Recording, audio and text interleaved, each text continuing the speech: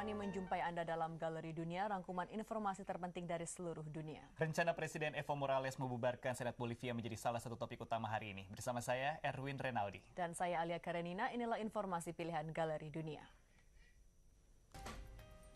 Militer Israel terus menyerang wilayah Beit Lahia, 3 orang tewas. Pasukan Inggris terlibat pertempuran sengit dengan gerilyawan Taliban di Afghanistan. Presiden Evo Morales berniat bubarkan Senat Bolivia.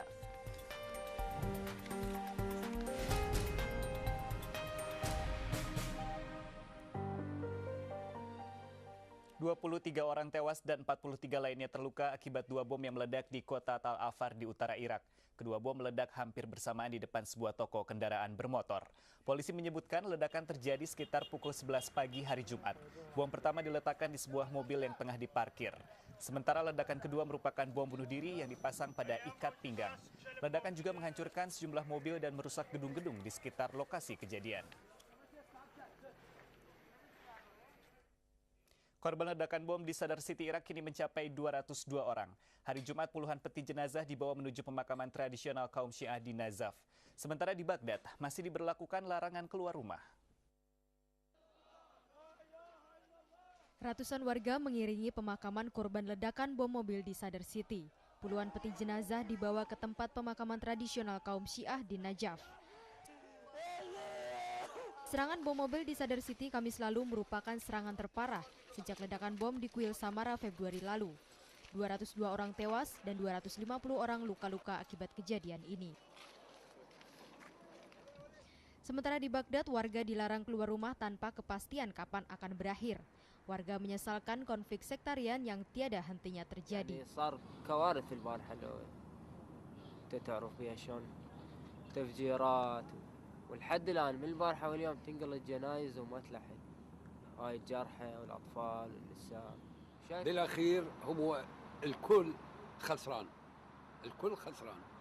يعني هذا وطننا أو هذا احنا مثل ما يقولون سنة وشيعة، المفروض نتكاتف، المفروض نبني وطننا.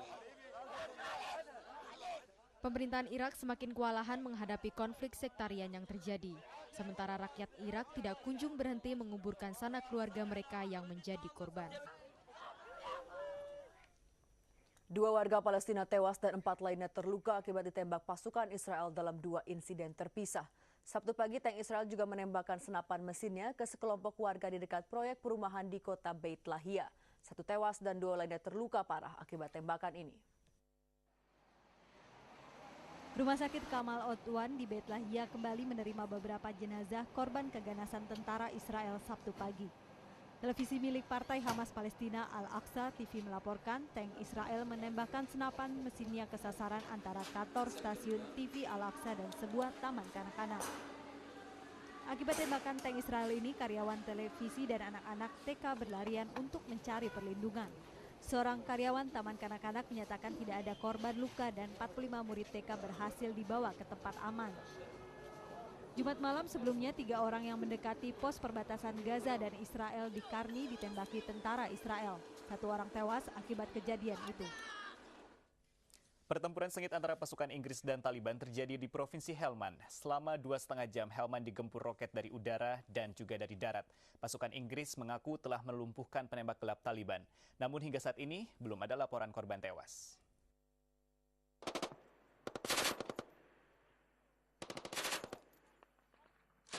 Pasukan Inggris terlibat pertempuran dengan pemberontak Taliban di selatan Afghanistan. Menurut laporan Sky News, Komando Fortu diserang peluncur roket, mortar, dan penembak gelap. 2,5 jam pertempuran ini terjadi di dekat Gores, Provinsi Helmand. Komandan militer yakin mereka telah menemukan benteng Taliban dan kelompoknya. Pasukan Inggris menggunakan helikopter untuk menghujani daerah Taliban. Asap terlihat mengepul di pemukiman tengah gurun. Namun tembakan serta serangan roket masih berlanjut dari pihak Taliban. Pemberontak Taliban masih bisa bergerak dalam serangan pasukan Inggris. 3-2. Lobby! Lobby! Tell your lads to keep looking out to the left! Keep looking out to the left! We're being picked! Sniper fire coming down, mate! Pasukan Inggris mengaku sedikitnya seorang penembak jitu Taliban berhasil dilumpuhkan. Setelah helikopter menembaki pemukiman Taliban, pasukan Inggris mulai menarik diri. Belum ada laporan korban jatuh dari Taliban dalam pertempuran ini. Kita beralih ke Bolivia. Presiden Bolivia Evo Morales mengusulkan konstitusi baru yang menghapus lembaga Senat. Morales yang bergaya sosialis menilai Senat kali ini berisi orang-orang yang ia anggap sebagai neoliberal. Senat Bolivia yang juga dikuasai oposisi menjadi hambatan bagi lolosnya kebijakan sosialis Morales. Usulan konstitusi baru tersebut semakin menunjukkan keinginan Morales untuk mendepak dominasi turunan Eropa di pemerintahan Bolivia. Morales yang berdarah Indian kerap membuat kebijakan yang membela kepentingan penduduk Indian pribumi Bolivia. Sebelumnya Morales mengusulkan reformasi agraria. Reformasi tersebut menuai protes dari oposisi dan pemilik lahan. Undang-undang reformasi agraria tersebut juga terancam dijegal oleh lembaga Senat yang dikuasai oposisi. Ahora, la propuesta del MAS a la Asamblea Constituyente va a ser solo tengamos un Estado unicameral. ¿Para qué necesitamos un Senado? Porque todavía hay mayoría de los neoliberales que cierren el Senado. Creo que es el mejor argumento.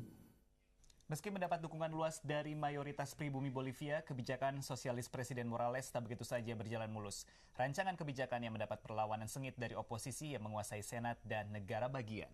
Oposisi yang bergabung dengan pemilik lahan menolak tegas rancangan reformasi agraria. Morales pun meminta wewenang lebih kepada majelis rendah yang dikuasai partainya. Wewenang tersebut termasuk memecat gubernur negara bagian. Parlemen Bolivia terdiri dari 2 lembaga. Pada tingkat majelis tinggi terdapat senat yang beranggotakan 27 orang. Mereka dipilih setiap 5 tahun, mayoritas anggota senat Bolivia berasal dari partai oposisi. Mereka menjadi hambatan bagi Morales untuk meloloskan kebijakan yang berbau sosialis. Sementara pada tingkat majelis rendah atau Dewan Perwakilan Rakyat, partai pendukung Morales, Gerakan Menuju Sosialis MAS, menjadi mayoritas. Bolivia sendiri memiliki 9 negara bagian. 6 gubernur menentang kebijakan Evo Morales, terutama pada rencana reformasi agraria. Mereka juga menuntut otonomi lebih luas untuk mengatur sendiri sumber kekayaan negara bagian masing-masing.